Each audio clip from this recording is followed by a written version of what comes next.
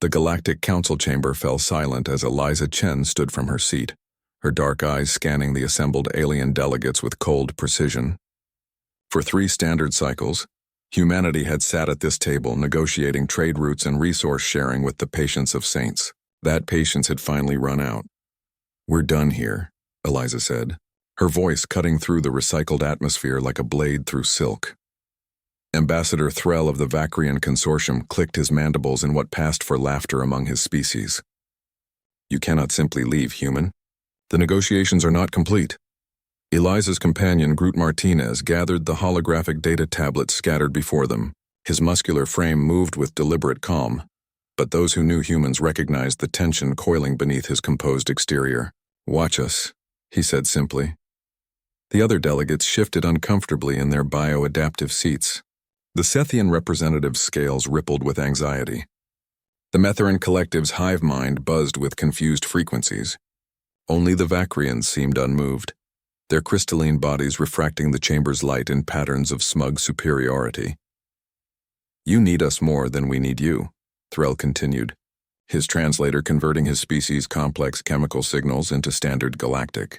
"Your little planet produces nothing of value except agricultural products. Without our trade networks, you'll starve within a generation." Eliza paused at the chamber's entrance, turning back with a smile that didn't reach her eyes. "That's where you're wrong. We don't need you at all. We were just being polite." The massive doors sealed behind the 2 humans with a pneumatic hiss that sounded uncomfortably final. 3 months later, the first cracks appeared in the galactic economy. The Metheran mining operations on Kelrath 7 ground to a halt when their extraction equipment began failing at unprecedented rates. The machines purchased from Vacrian manufacturers simply couldn't handle the planet's unique geological conditions. They had been supplementing with human-designed adaptive drills, subtle, elegant tools that somehow predicted and adjusted to mineral density shifts. Without human engineers to maintain them, the drills became expensive paperweights.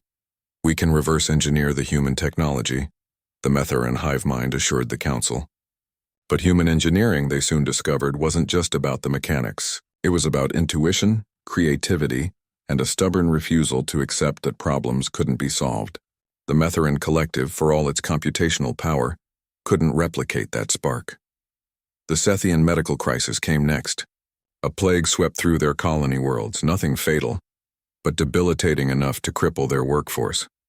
Sethian doctors had always relied on human medical consultants for the most challenging cases.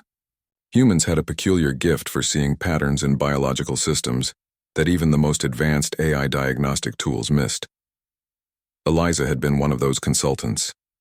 Her specialty was cross-species epidemiology, and she had personally saved 3 Sethian worlds from extinction-level pathogens. Now, as the plague spread, the Sethian government sent emergency communication requests to Earth.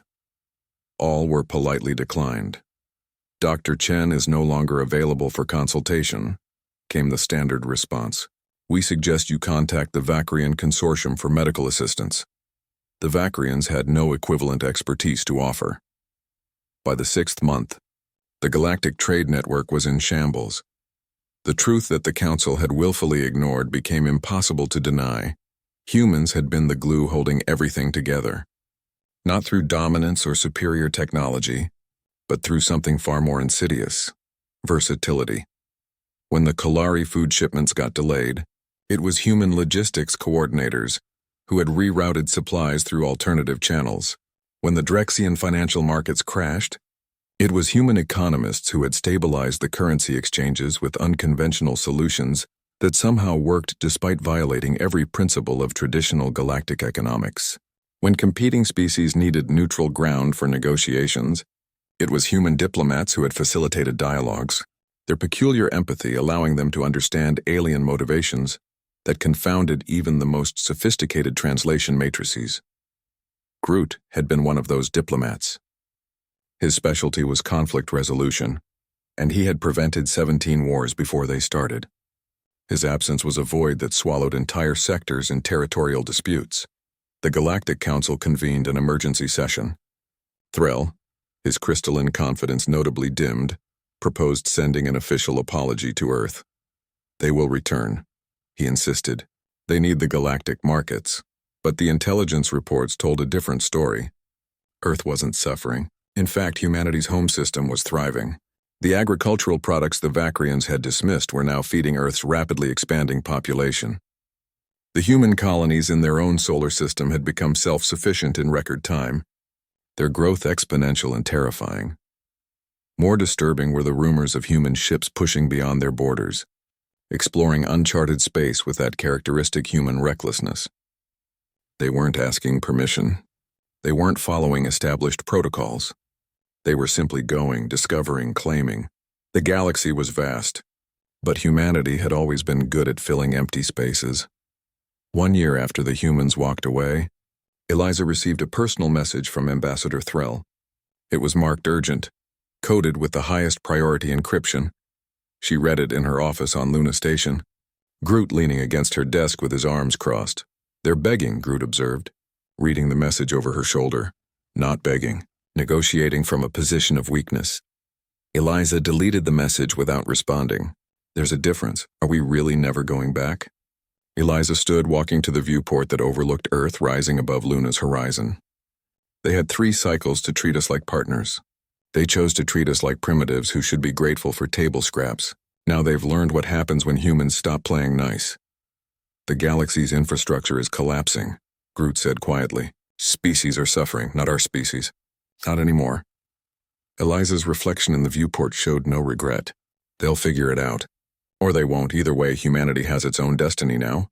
Groot nodded slowly. "The colony ship to Proxima Centauri launches next week. Then we'd better get to work. We have a civilization to build, and this time we're doing it our way." Behind them, Earth continued its rotation, indifferent and eternal. Humanity had walked away from the galactic table. The galaxy would learn to miss them. But humans had never been good at looking back.